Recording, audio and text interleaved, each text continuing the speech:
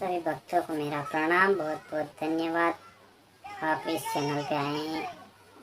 तो आज मैं कथा भगवती शताक्षी शाकंभरी के नाम से जो कथा संक्षिप्त में है उसे आपके लिए मैं लेके आया हूँ और सुना रहा हूँ। इसमें गलती हो तो क्षमा करना, गलती तो रहती है, पक पक पे रहती हैं।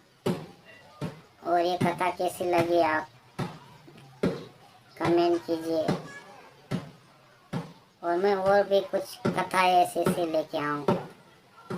तो आपका ज़्यादा समय नहीं लेते हुए मैं कथा को प्रारंभ करता हूँ। तो प्राचीन समय की बात है, दुर्गम नाम का एक महान दैत्य था।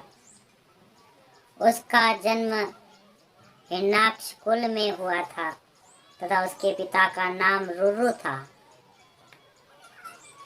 देवताओं का बल वेद और वेद के लुप्त हो जाने पर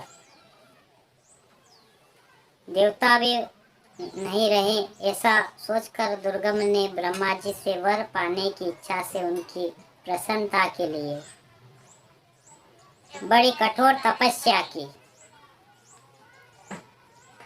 और तपस्या से प्रसन्न होकर ब्रह्मा जी ने उसे दर्शन दिया और उससे इच्छानुसार वर मांगने के लिए कहा। दुर्गम ने ब्रह्मा जी से कहा कि पितामह, यदि आप मुझ पर प्रसन्न हैं तो मुझे संपूर्ण वेद देने की कृपा करें और देवताओं को परास्त करने की शक्ति भी दे।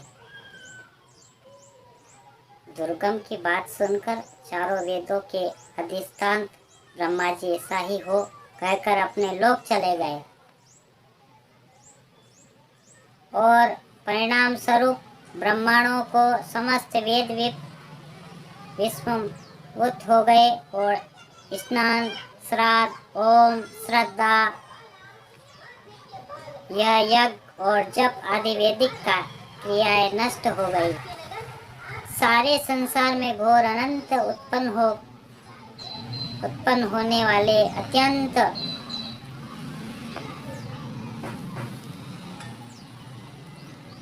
यज्ञ और जप आदि वैदिक कार्य क्रिया नष्ट हो गई। सारे संसार में घोर अनर्थ उत्पन्न होने वाले अत्यंत भयंकर स्थिति हो गई।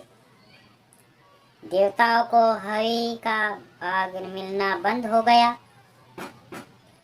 जिससे वे निर्बल हो गए। उसी समय भयंकर दैत्य ने अपने सेनाओं के साथ देवताओं को पूरी अमरावती को घेर लिया और दुर्गम नाम का शरीर वृक्ष के समान कठोर था। देवता उसके साथ युद्ध करने में असमर्थ होने के कारण भगवान आकर गुफाओं में छिप गए और भगवती की आराधना में समय बिताने लगे। अग्नि में हवन न होने के कारण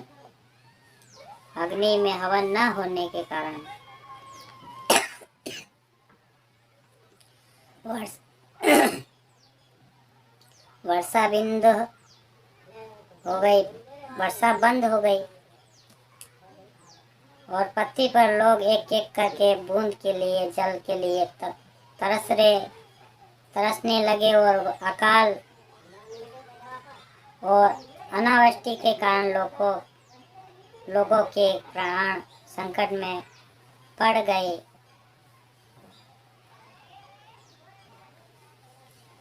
और संसार के घोर संकट से बचाने के लिए ब्राह्मण लोग हिमालय पर्वत पर गए और मन को एकाग्र करके परम भगवती उपासना करने लगे। लोक कल्याण के लिए तपस्या कर ब्राह्मणों पर भगवती प्रसन्न हुई। उन्होंने अनंत आंखों से प्रसन्न दिव्य रूप से उनको दर्शन दिया और वह विग्रह कंजल के पर्वत की तुलना कर रहा था। आंखें ऐसी थी कि मानो नील कमल हो।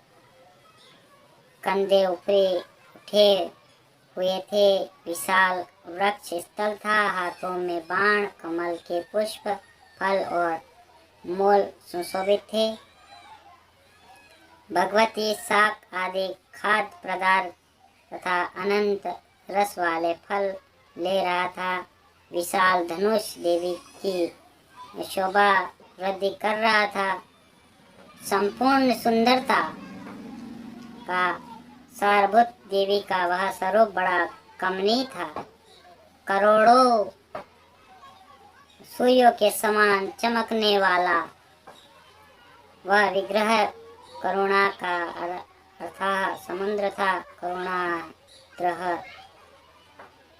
द्रहया भगवती अपना अनंत आंखों से शास्त्रों जल धाराओं को वृष्टि करने लगी। उनके नेत्रों से निकलने वाले जल से नवरात्र घनघोर वृष्टि हुई। उस पवित्र जल से संपूर्ण संसार तृप्त हो गया और नदी और समुद्र में बाढ़ आ गई। फिर छिपकर रहने वाले देवता बाहर निकल आए और देवताओं और ब्राह्मणों ने भगवती की स्तुति करते हुए कहा, अपनी माया से संसार को रचना करने वाले भक्तों के लिए कल वृक्ष हैं। लोक कल्याण के लिए दिव्य विग्रह धारण करने वाली हे भगवती, तुम्हें कोटि कोटि प्रणाम है। तुमने सहस्रों नेत्रों से जल वृष्टि करने के संसार का महान कल्याण किया। अतः तुम्हारा यह स्वरूप शताक्षी नाम से विख्यात होगा। अंबिके, हम सब भूखे अत्यंत पीड़ित हैं, अतः तुम्हारी 100 विषय स्तुति करने में असमर्थ हैं। भगवती शताक्षी प्रसन्न हो कर ब्राह्मणों से एवं देवताओं को अपने हाथों से दिव्य फल एवं शाक खाने के लिए दिए तथा भांति भांति के अन्न उपस्थित कर दिए। पशुओं के खाने के लिए कोमल एवं अनेक रसों से संपन्न नवीन तृण भी उन्हें देने की कृपा की।